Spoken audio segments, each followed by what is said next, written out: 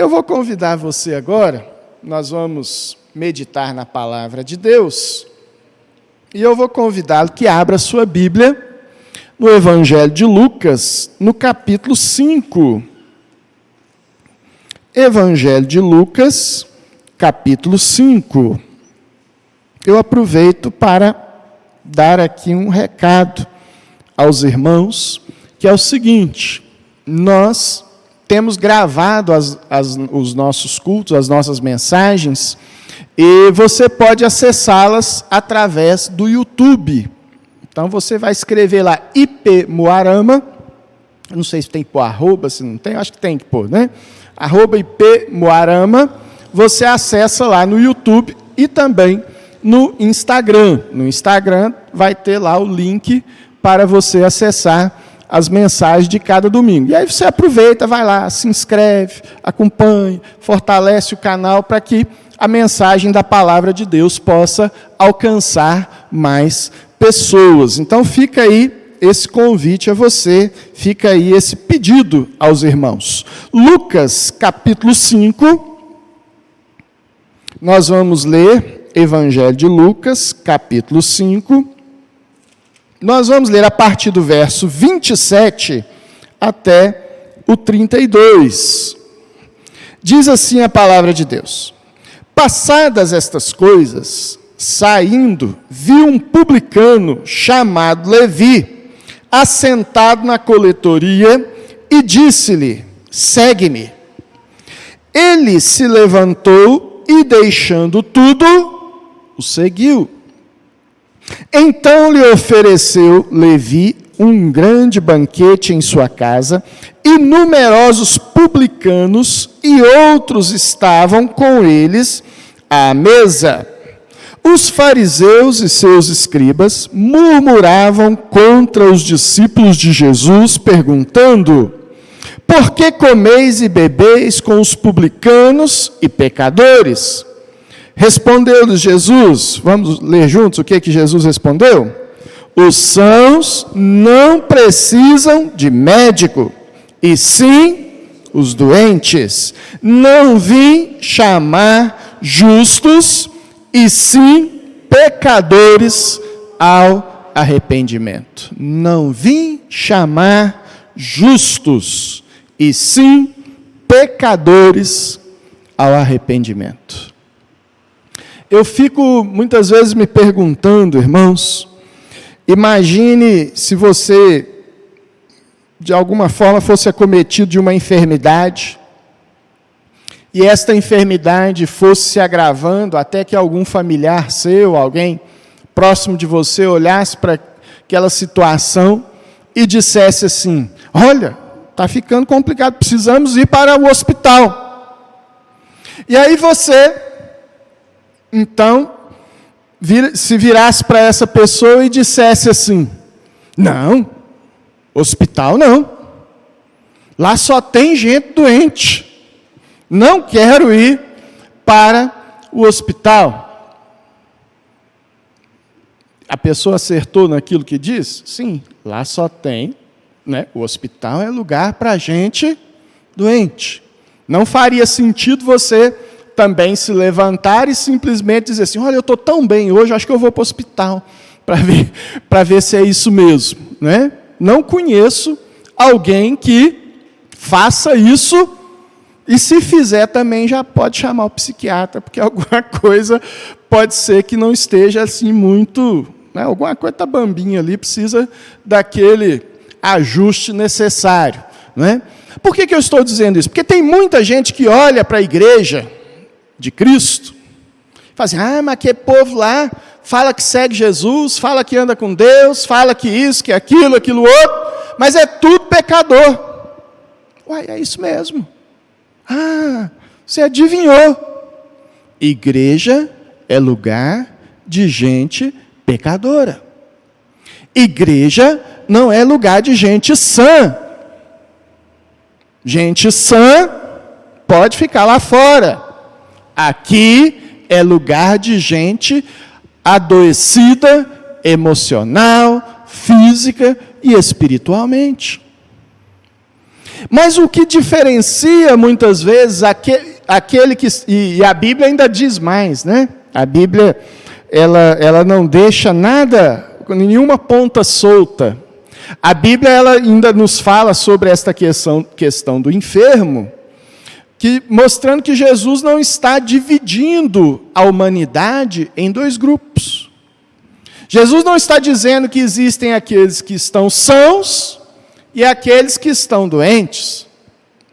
Porque a Bíblia, conforme o próprio apóstolo Paulo nos fala lá em Romanos, a Bíblia nos diz assim: todos pecaram e carecem da graça de Deus.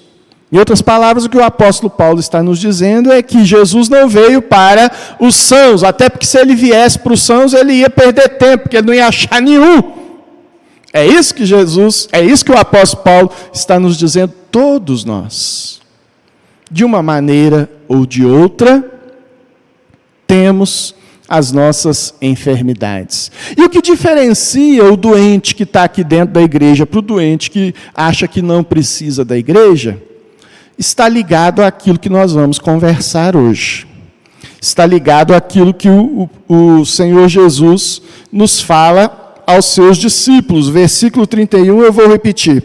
Os sãos não precisam de médico, e sim os doentes. Eu não vim chamar justos, e sim pecadores ao arrependimento, irmãos. Esta é a palavra de Deus. Nós vamos falar hoje, e a pergunta que eu fiz aos irmãos, né, lá no nosso grupo de WhatsApp, no meio da semana, é: você precisa de conversão? Pense aí, responda aí para você mesmo. Será que eu preciso de conversão? De uma conversão? Né? Essa palavra conversão, ela tem inúmeros significados. Eu vou só te lembrar alguns aqui. Né? Quem estudou para, por exemplo, tirar a carteira, deve se lembrar exatamente que lá essa palavrinha está incluída, não está? O que é a conversão no caso do trânsito? Quem se lembra aí? Quem? Uma mudança de direção, não é?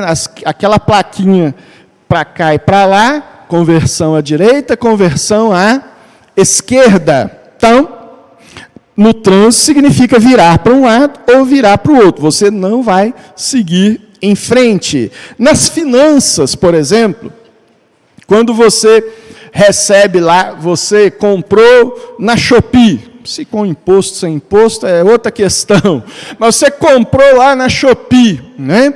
Uma compra internacional, e aquele negócio foi comprado lá em dólar. Se você comprou pelo cartão, não sei se é possível, aquele valor vai ter que ser convertido para a moeda local, a moeda nacional, que no caso é o real, né? Para então que você poder pagar aquela fatura. Ou seja, por mais que você tenha feito compras no exterior, e essas compras vêm em dólar, euro e tudo mais, você as converte ali na data, eu acho que na data da fatura, se não me engano, para que a moeda para a moeda local. Por exemplo, na física, na eletricidade, nós temos uns irmãos aqui que trabalham com energia solar, né? E a energia solar, aquelas placas bonitas e tal, eu não entendo muito daquilo, não, embora eu entenda um pouco de elétrica, mas eu não entendo, nunca parei para analisar o processo, a coisa como funciona, né? Mas, na eletricidade, na elétrica, existem uns aparelhinhos chamados Daniel aí, ó, fala para nós. Conversor, e o que o conversor faz? Nós temos a energia, a chamada corrente contínua e a corrente alternada, né? O seu celular, por exemplo, ele funciona com corrente contínua, embora você não precise nem saber disso para ele continuar funcionando, né? Ele funciona com corrente contínua. Mas na hora de você pôr o seu carregador lá para carregar, a energia da tua casa é de corrente alternada. aquele negocinho que a gente costuma chamar de carregador, ele está fazendo esta conversão da energia de corrente alternada para a corrente contínua. Portanto, a conversão é algo que existe aí, é um conceito que existe nas mais variadas áreas da vida humana. Mas a questão para nós aqui é na vida espiritual, não é? Será que eu sei realmente o que significa conversão?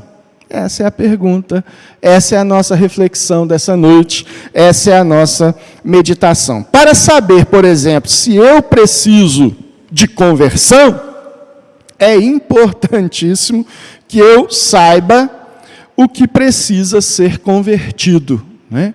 Será que eu preciso de conversão? Não sei, eu não sei se tem alguma coisa que precisa ser convertido em mim, você pode questionar. Por isso eu quero pensar um pouquinho com você sobre este tema. Jesus disse assim: não vim chamar justos, e sim pecadores ao arrependimento. O que eu queria que você entendesse primeiramente, com respeito à conversão espiritual, aí já não estou falando de elétrica, não estou falando de trânsito, não estou falando de finanças, nem qualquer outra área. Mas em termos espirituais, para que você compreenda o que é de fato a conversão, algumas questões eu quero levantar com você. E a primeira delas é que a conversão não é salvação. Como, Flávio? Isso. Conversão não é salvação. Vou te explicar como que isso acontece na prática. A conversão, a mudança de direção, como alguém falou ali, né? A mudança na minha natureza, naquilo que eu sou, em quem eu sou, ela é precedida de algumas coisas que vêm antes. A primeira delas, né, é exatamente o chamado de Deus para mim e o processo de regeneração. A palavra de Deus diz lá em Romanos, no capítulo 8, por exemplo, que aos que chamou, ele também justificou. E aos que justificou, a estes ele também glorificou. É o chamado de Deus para a minha vida e para a tua vida. Portanto, quando eu estou me convertendo, quando eu estou mudando a minha opinião, a salvação ela já aconteceu. Porque a salvação é algo que vem de Deus. É o agir de Deus em mim. O arrependimento de pecados, e a conversão ela está ligada a essa questão de arrependimento de pecados, irmãos, ela vem como fruto de um processo que Deus já começou em mim, que Deus já começou em você, muito antes de você saber. Ou seja, você não é salvo porque você se converteu, você se converte porque você foi salvo por Deus. Não estou acreditando nisso, não estou entendendo isso, mas guarde isso no teu coração, meu irmão, minha irmã. A partir do momento que você compreender que você não é salvo porque se converteu, mas que você se converte porque foi salvo, você vai entender propriamente o que a conversão significa. E essa é a segunda questão que eu quero trazer para você. O que a conversão, então, significa? Se converter não é me salvar, porque Deus já fez isso antes, por mim, converter-me, então, significa na prática o quê? Aí eu vou fazer um negócio aqui que eu não costumo fazer, que é trazer o significado das palavras lá do Antigo Testamento e do Novo Testamento. Lá no Antigo Testamento existem duas palavras hebraicas para a que são traduzidas como conversão ou arrependimento. A primeira delas é Nachan e a segunda Shub. Eu não sou aquele especialista na língua hebraica para falar assim com aquela fluência bonitinha. Talvez você possa colocar aí no Google Tradutor, né?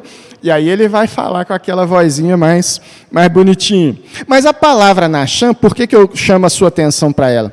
Porque ela diz respeito a uma mudança de direção que envolve dois elementos importantíssimos e que eu e você conhecemos muito bem. Sabe quais são? A tristeza e o alívio. A conversão verdadeira, portanto, O arrependimento de verdade, ele envolve um sentimento de tristeza por aquilo que eu construí até então, e uma sensação de alívio por aquilo que eu percebo que Deus começa a construir dentro de mim, a partir deste movimento de conversão. A outra palavrinha que eu falei, que é shub, ela significa basicamente aquilo que nós falamos aqui, voltar. Você está indo numa direção, você converte para a direita, para a esquerda, não é? Mas você volta. Lá em Lamentações de Jeremias, o versículo 40 do capítulo 3, não é? Aquilo que eu citei no início do culto. Esquadrinhemos os nossos caminhos, provemos e voltemos para o Senhor. É esta palavra. Em outras palavras, eu analiso a minha vida, eu percebo quem eu sou, eu esquadrinho, eu provo, e se eu for franco, se eu for verdadeiro, se eu for sincero comigo mesmo, eu vou perceber que eu preciso voltar para Deus. Preciso. Lucas, capítulo 15, lá no versículo 18, é o filho pródigo. O filho pródigo, ele vai dizer assim, gente, o que eu estou fazendo aqui da minha vida? Muitos trabalhadores do meu pai têm comida em abundância, e eu estou aqui comendo o resto que sobrou da lavagem dos porcos. Não é que ele estava comendo a lavagem dos porcos, não, ele comia daquilo que sobrava dos porcos. Não é? E eu estou aqui, e aí ele diz, então, me levantarei e voltarei para a casa do meu pai. Em outras palavras, o processo de conversão, portanto, de arrependimento, é um voltar-se para a casa do pai. E lá no Novo Testamento, a palavrinha mais conhecida como mudança, como conversão, arrependimento, é a palavra metanoia, que traz aí vamos dizer, um salto a mais aí em termos de conceito. Não é só um voltar no sentido geográfico. É uma mudança de mente. A palavra metanoia, ela está ligada a uma mudança da minha mente. E isso é fundamental para o nosso entendimento daquilo que a palavra de Deus vem nos falar. Lá em 2 Timóteo capítulo 2, versículo 25, eu vou até pedir você que abra a sua Bíblia, por favor. 2 Timóteo capítulo 2, versículo 25, diz assim: disciplinando com mansidão os que se opõem, na expectativa de que Deus lhes conceda não só o arrependimento para conhecerem plenamente a verdade. O arrependimento para conhecimento. Em outras palavras, irmãos, a conversão, o que então significa conversão? A conversão é a expressão interna, dentro de mim, dentro de você, do arrependimento.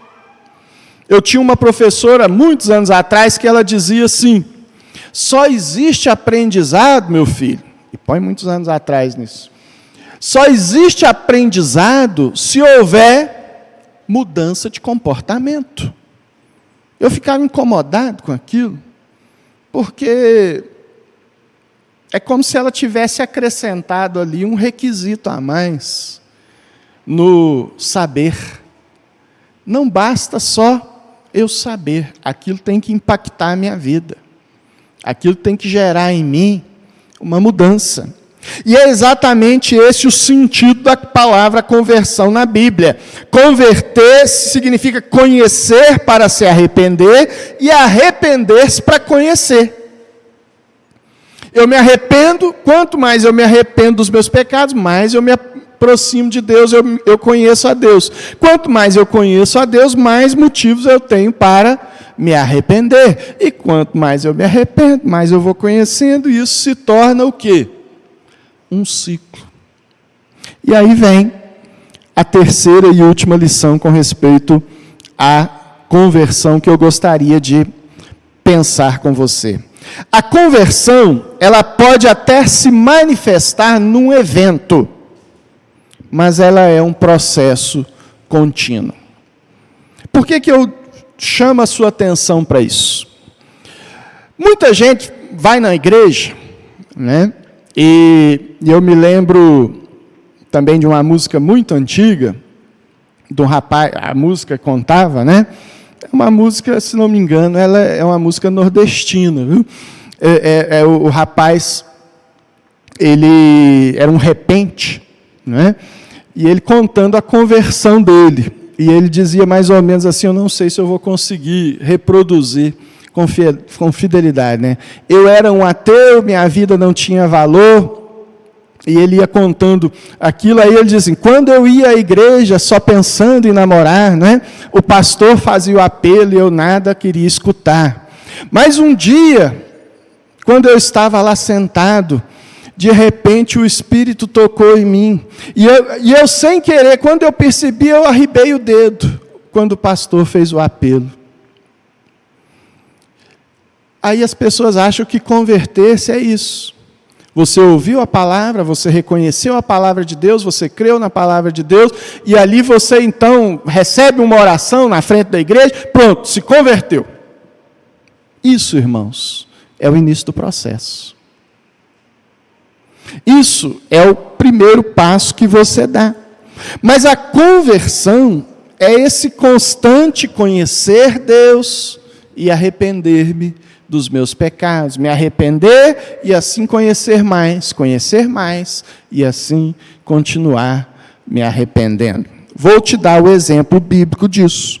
Zaqueu.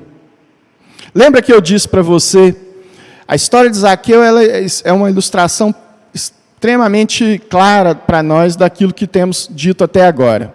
Lembra que eu disse a você que a conversão não é a salvação? A salvação é algo que Deus já começa a fazer muito antes. Jesus chamou Zaqueu de lá de cima daquela árvore. Né? Zaqueu, desce depressa. O susto deve ter sido tão grande que ele despencou da árvore, eu imagino.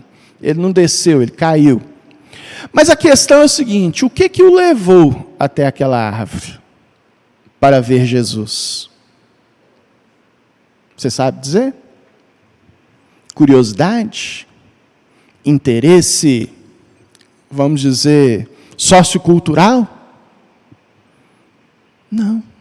O que levou Zaqueu àquela árvore foi o Espírito Santo de Deus. O querer conhecer a Deus ali já era o processo de salvação que Deus estava fazendo na vida de Zaqueu. Zaqueu sobe na árvore, Zaqueu vê Jesus, Jesus vê Zaqueu, Jesus diz para Zaqueu que desça da árvore, Jesus diz a Zaqueu, se autoconvida a ir para a casa de Zaqueu, Jesus está ali na refeição junto com Zaqueu, e de repente Zaqueu diz assim, olha, eu queria dizer umas coisas aqui, se eu defraudei alguém, se eu roubei alguém, eu quero devolver até 4 vezes mais. 4 vezes mais. O que é isso? A manifestação externa daquilo que internamente já estava acontecendo na alma, no coração de Zaqueu, que era a conversão. Agora eu pergunto, então nós percebemos isso. Deus já estava salvando Zaqueu. Zaqueu agora se converteu. Eu pergunto para você, acabou aí? Não. Quantas coisas na vida de Zaqueu ainda precisariam ser mudadas a partir deste dia? Será que Zaqueu se tornou um homem perfeito só porque ele disse que ia devolver daquilo que ele roubou para as pessoas, irmãos? Não. Ele precisou continuar um processo contínuo de arrependimento, que leva ao conhecimento de Deus, e de conhecimento de Deus que o leva a um maior arrependimento dos seus pecados. Aí você pode me pensar, mas pastor Fábio, isso aí não é santificação? Não. Isso é conversão. Um processo contínuo de mudança. A santificação é um aperfeiçoamento daquilo que já foi convertido, daquilo que já foi tratado, daquilo que já foi trabalhado na minha vida. E eu procuro melhorar um pouquinho mais, crescer. Como nas palavras de John Stott, né? Eu não sou quem eu gostaria de ser, eu não sou quem eu poderia ser, mas com certeza hoje eu não sou quem eu era ontem. Isso daí é a santificação. Agora a conversão, irmãos, é algo que vez por outra eu e você precisaremos experimentar. Às vezes com choro, com tristeza, conforme diz lá a palavrinha do Antigo Testamento, mas também com aquela certeza do alívio, do perdão, da gratidão de saber que Deus está operando em nós. É o despir-se do velho homem e revestir-se do novo, conforme diz lá em Efésios, no capítulo 4. A conversão, portanto, é esse processo constante na minha vida, de transformação daquilo que ainda em mim e em você precisa ser mudado. Ou daquilo que, uma vez tendo sido mudado de alguma forma, por alguma razão ou outra, eu perdi, eu recaí, eu deixei ficar para trás. Lembra-se do apóstolo João falando, né? O Senhor nos chamou para que não pequemos, mas se todavia pecarmos, temos um advogado junto ao Pai, Jesus Cristo justo. Mas como eu vou reconhecer que eu pequei? Se não por meio do conhecimento de Deus, que leva ao arrependimento, e do arrependimento que leva a mais conhecimento de Deus. Este é o processo, irmãos. Esta é a minha e a tua caminhada. Quantos crentes, quantos cristãos, quantos membros de igreja, doentes, né, conforme eu falei, porque aqui é o lugar do doente espiritual, acha que veio, um dia o pastor fez lá uma pregação muito bonita, ficou emocionado, se empolgou, sem querer ribou o dedo, como diz o cantor lá, do repente, e pronto, agora eu converti. E ali parece que a pessoa para no tempo, não muda mais nada, não cresce, não melhora. Se você fosse fazer aí uma autoavaliação da tua vida emocional e espiritual, será que você está crescendo, você está encolhendo, retrocedendo, ou você estagnou? Seja de uma forma ou de outra, esquadrinhemos os nossos caminhos, provemos e voltemos, ou seja, nos arrependamos.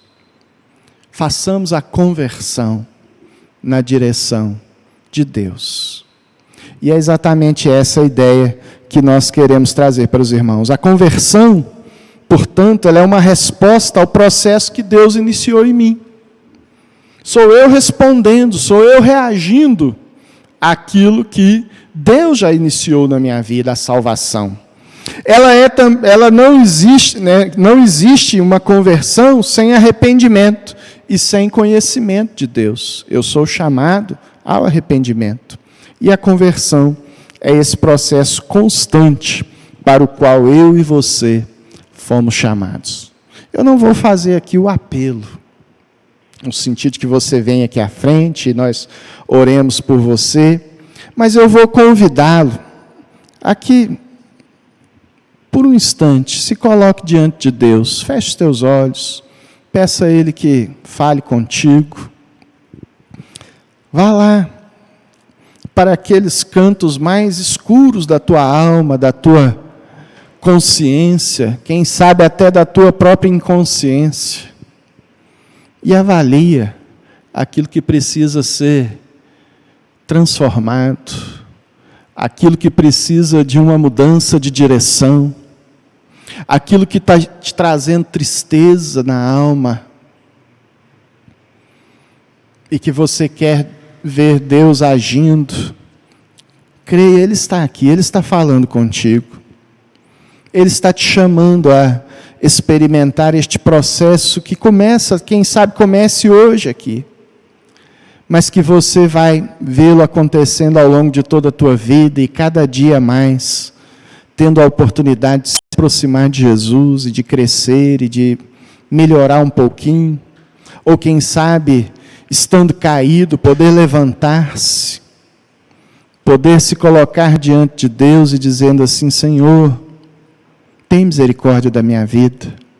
Ô irmãos, o Senhor Jesus nos chama, arrependei-vos e crede no Evangelho, foi a palavra que nós lemos no início do culto. Que o meu coração e o seu coração sejam tomados de um desejo de servir a Jesus, de andar com Jesus, de receber as palavras de Jesus, e vermos assim uma nova direção, uma nova etapa nas nossas vidas, de não olharmos para trás e podermos seguir adiante, servindo a Jesus. Creia que Ele está te ouvindo agora, creia que é Ele quem está te chamando. Não foi Zaqueu que decidiu subir naquela árvore, era o próprio Deus que o estava conduzindo para aquele lugar. Creia que Deus está te chamando agora, a presença dEle. Oh Pai bendito, aqui estamos, prontos a ouvir a Tua voz, prontos a receber a Tua palavra, para sermos tocados pelo Teu Espírito Santo, para sermos transformados pelo poder da Tua palavra, viva, santa, maravilhosa, abençoadora, meu Pai. Pai Celeste, o Senhor conhece os corações, o Senhor conhece a necessidade de cada um dos Teus filhos. Cura a alma, Pai, que está ferida. Restaura o coração, ó Deus, que está quebrado, que está distante de Ti, que está, quem sabe, ó Deus, sofrendo porque deixou de ouvir a Tua voz, deixou de atender o Teu chamado, ó Pai. Traga o arrependimento, ó Deus, a mudança de direção, e assim, ó Deus, nós saiamos daqui hoje confiantes, de que recomeçamos ao Teu lado, de que estamos prontos para dar o próximo passo e seguir a Cristo sem olhar para trás, ó Pai. Manifesta assim o Teu poder, a Tua graça, ó Deus, em cada irmão e em cada irmã, em nome de Jesus.